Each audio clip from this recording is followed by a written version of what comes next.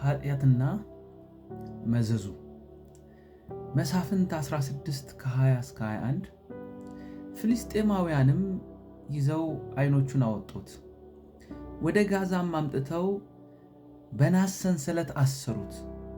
በግዞትም ሆኖ እህል ይፈጭ ነበረ፣ የራሱም ጠጉር ከላጩት በኋላ ያድግ ጀመር ይላል። አንድ አባባል አለ፣ ምነው እናቴ በእንቁላሉ በቀጣችኝ ይባላል። አንዳንድ ነገሮች ገና በእንጭጩ ገና በልጅነቱ መስመር ካላስያዝ ነው አድጎ እኛን ይገለናል፣ እኛን ይበላናል፣ እኛን ይውጠናል።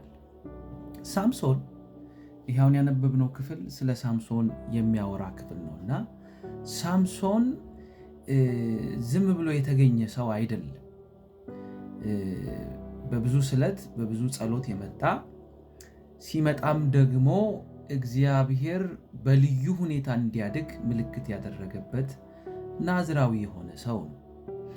አመጣጡ ጥሪው እስራኤልን ከፍልስጤማውያን እንዲቤዥ፣ ስለዚህ በእግዚአብሔር ዕቅድና አጀንዳ የመጣ ነው ማለት ነው።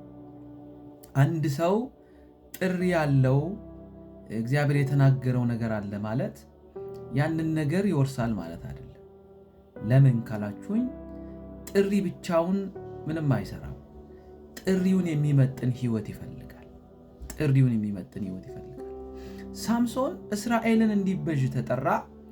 ግን እግዚአብሔር ሲጠራው ለእናቱ የሰጣት መስፈርት አለ። ለእናትና ለአባቱ ናዝራዊ ነው። ፀጉሩ ላይ ምላጭ አያርፍም። የሞተ ነገር አይነካም። ወይን አይጠጣም። ደግሞ ከዛኛው ሰፈር ካሉ ሰዎች ጋር አይጋባም ብሎ እግዚአብሔር መስፈርት አወጣለት። ምክንያቱም ጥሪውን የሚመጥነው ህይወት ይሄ ነው፣ መነካካት የለበትም። ሳምሶን ግን ቀስ እያለ የወደቀ፣ ቀስ እያለ የሞተ፣ ቀስ እያለ ክብሩን የጣለ፣ አንድም ቀን የእግዚአብሔርን አጀንዳ ያላስፈጸመ እንዲሁ በኃጢአት ሲዳክር ህይወቱን ያጣ ሰው ነው እና ከሳምሶን ህይወት 3 ፖይንቶች እንማራለን። ኃጢአት የሚያመጣውን ቀስ እያለ የምንለማመዳቸው ነገሮች ማቆም ካልቻለን ልክ እንደ ሳምሶን ምናልባት ብዙ ነገር ሊያሳጡን ይችላሉ። ሳምሶን ምን አጣ ካላችሁኝ፣ ሳምሶን ኃጢአቱ እስረኛ ያደረገው፣ ታሳሪ ያደረገው። አሁን ያነበብነው ክፍል ፍልስጤማውያን ይዞ አይኑን አውጡትና ወደ ጋዛ ማምጥተው በናስ ሰንሰለት አሰሩት ይላል። የመጀመሪያ ኃጢአት የሚያደርገው ነገር ባሪያ ነው። ባሪያ፣ የሱ ባሪያ ተገዢ፣ ከዛ ውጪ መኖር እንዳንችል። ምንድነው ጻድቅ እንዳንበሳ ይኖራል ይላል፣ ኃጢአት ግን ሳይነኩት ይሸሻል ይላል። እና ኃጢአት ሁልጊዜ እየተለማመድ ነው በሄድን ቁጥር የሆነ ቦታ ላይ ቁርጥ ካላደረግነው፣ በደሙ ታጥበን ሽፍት ካላደረግን እስረኛ ያደርገናል። የዛ ነገር ተመላላሽ ታካሚ ያደርገናል። ሳንፈልገው ሱሰኛ የዛ ነገር ያደርገናል። እና አንደኛው ሳምሶን እንዳትገኝ የተባለው ሰፈር ሲገኝ፣ የሞተ ነገር እንዳትነጋ ተብሎ አንበሳ ሲነካ፣ የአህያ መንጋጋ ሲነካ፣ ከሞተ ነገር ውስጥ ሲያወጣ፣ ደግሞ ወይን አጠጣ ሲባል የወይን አትክልት ሰፈር ውስጥ ሲውል፣ ሌላ ከሌላ ሰፈር አታግባ ሲባል እዛ ሰፈር ሄዶ እመሰክርላታለሁ አድናታለሁ በሚል ስሜት ተው የተባለ ቤተሰብ እየመከረው ሲሄድ፣ ጨዋ ልትቀዳ እንደሄደችው ሲሄድ በኋላ ምን አደረገው ካላችሁኝ፣ ይኸውላችሁ ሳምሶን ያለውን ጸጋ መጫወቻን ያደረገው። ጠላቶቹ ግን የላኩበት ነገር እንዴት ነው? የኃይሉ ሚስጥር ጠላት ታርጌቱን ሚስ አያደርግም። ሰይጣን ሁልጊዜ አንድ ነው አጀንዳው። በሚያባብሉ ቃልና ነገሮች ቢመጣም እኛን ከታየልን ጎል ማውጣት፣ እኛን ለሲኦል ማጨት ነው ስራው። ስለዚህ አንደኛ ሳምሶን በኃጢአት መጫወቱ፣ ቀስ እያለ መውረዱ ያደረገው እስረኛ ነው። ስለዚህ ነፃነቱን አጣ ማለት ነው። ነፃነቱን አጣ። ሁለተኛ ሳምሶን የሆነው እውር ነው፣ ማየት ተሳነው፣ አይኑን አጣ። አሁን ያነበብነው ክፍል ላይ እንደዚህ አይደል የሚለው፣ ፍልስጤማውያን ይዘው አይኖቹን አወጡት ይላል። እግዚአብሔር ለልዩ ተልኮ ሲጠራችሁ መጀመሪያ የሚያደርገው ነገር አይናችሁን ነው የሚከፍተው። አብርሃምን ያደረገው አንድ ነገር ነው። አወጣውና ከድንኳን ውስጥ የሰማይ ከዋክብት እንዲቆጥር የምድር አሸዋ እንዲቆጥር አሻግሮ እንዲያይን ያደረገው። ኤርምያስ ጋር ምን ታያለህ ያለው?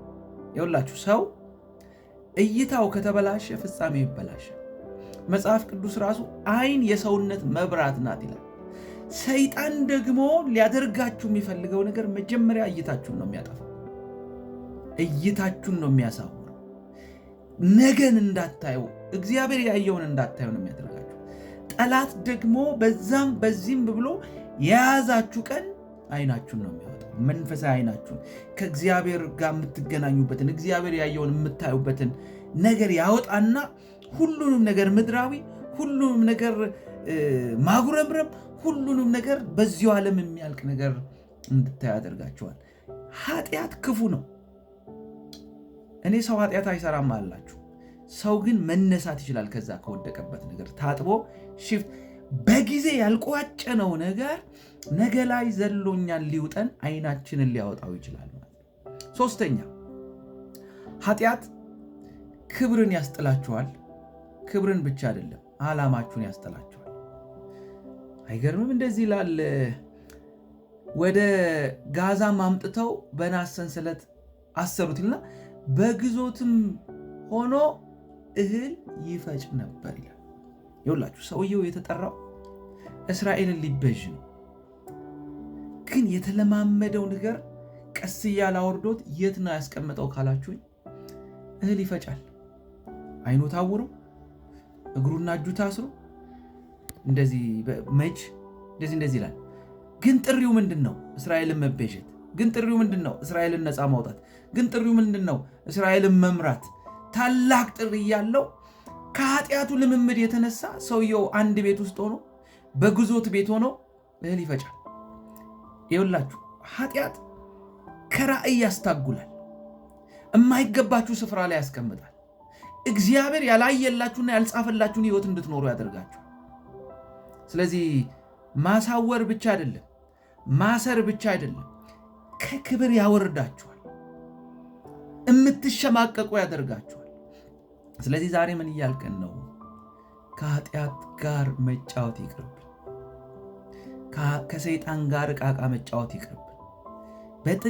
በጥቂት እየሰጠ የሚወስደን ወደ ሞታችን፣ ወደ ውርደታችን ነው፣ ወደ ውድቀታችን ነውና ዛሬ በትንሽ የምንለማመድ አገልጋዮች ኃጢአትን የሆነ ነገር እያደረግን እየወጣን ስንሰብክ የእግዚአብሔር ነገር ሲገለጥ እግዚአብሔር ከኛ ጋር ተስማምቶ የሚመስለን ቆም እንበልና ማቆም ያለብን እናቆም።